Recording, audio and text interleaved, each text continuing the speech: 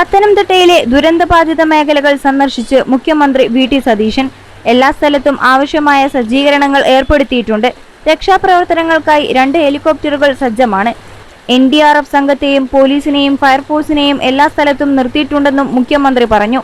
വീടുകളിൽ വെള്ളം കയറിയവർക്ക് 10,000 രൂപ ധനസഹായം നൽകുമെന്നും അദ്ദേഹം അറിയിച്ചു. ജില്ലയിലെത്താൻ വൈകിയെന്ന ആരോപണത്തിനും മുഖ്യമന്ത്രി മറുപടി നൽകി.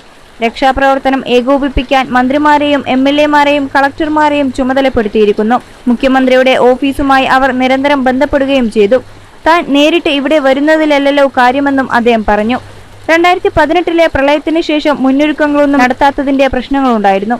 ഈ പ്രളയവും വെള്ളക്കെട്ടും കഴിഞ്ഞാൽ പുഴയിലെ മാലിന്യങ്ങളും വന്നടിഞ്ഞ മണ്ണും മാറ്റാനുള്ള നടപടികൾ സർക്കാർ സ്വീകരിക്കുമെന്നും മുഖ്യമന്ത്രി വ്യക്തമാക്കി.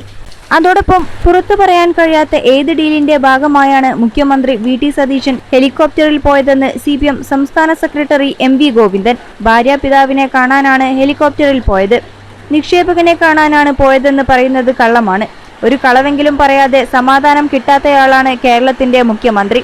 21 ലക്ഷത്തോളം സന്തുഷ്ടരായ ഉപഭോക്താക്കളും 2 ലക്ഷത്തോളം തിമിര ശസ്ത്രക്രിയകളും പൂർത്തിയാക്കിയ മലബാറിലെ ഏക കണ്ണാശുപത്രി Al Salama high hospital, hospital road, Perinthalmanna. ദുരിതാശ്വാസ പ്രവർത്തനങ്ങൾ ഏകോപിപ്പിക്കുന്നതിന് പകരം അദ്ദേഹം വിരുന്നിലും സ്വർണ്ണക്കട ഉദ്ഘാടനത്തിലുമായിരുന്നുവെന്നും MV ഗോവിന്ദൻ വിമർശിച്ചു. മുൻ സർക്കാർ ഹെലികോപ്റ്റർ വാടകയ്ക്കെടുത്തപ്പോൾ ഇല്ലാ കഥകൾ മെനഞ്ഞവർ ഇപ്പോൾ സ്വന്തം ആവശ്യങ്ങൾക്കായി അത് ഉപയോഗിക്കുന്നു. കഴിഞ്ഞ സർക്കാർ ജനങ്ങളുടെ പ്രശ്നങ്ങൾക്ക് പരിഹാരം കാണാനാണ് ഹെലികോപ്റ്റർ ഉപയോഗിച്ചത്. ഇന്ന് സ്വകാര്യ ആവശ്യത്തിനാണ് ഇത് ഉപയോഗിക്കുന്നത്. നേരത്തെ BJP നേതാക്കളെയും മറ്റും കാണാൻ ചാർട്ടേഡ് വിമാനം ഉപയോഗിച്ചെന്ന ആരോപണവും ഗോവിന്ദൻ ആവർത്തിച്ചു. കേരളത്തിലെ സ്ത്രീകളെ അപമാനിച്ച മന്ത്രി CP ജോൺ മാപ്പു പറയണമെന്നും ഗോവിന്ദൻ ആവശ്യപ്പെട്ടു. ശാക്തീകരിക്കപ്പെട്ടവരാണ് കേരളത്തിലെ സ്ത്രീകൾ. ഇവർക്ക് എന്തോ ഔദാര്യം നൽകുന്നു എന്ന രീതിയിലാണ് മന്ത്രി സൗജന്യയാത്രയെക്കുറിച്ച് സംസാരിക്കുന്നത്. ഓർഡിനറി ബസ്സുകളിൽ യാത്ര ചെയ്യുന്ന സ്ത്രീകൾ പാവപ്പെട്ടവരായി അഭിനയിക്കുകയാണെന്ന മന്ത്രിയുടെ അധിക്ഷേപം അംഗീകരിക്കാനാവില്ല. വോട്ട് കിട്ടാൻ വേണ്ടി വാഗ്ദാനം ചെയ്ത പദ്ധതി ഉപയോഗിക്കുന്നവരെ അപമാനിക്കുന്നത് ശരിയല്ല.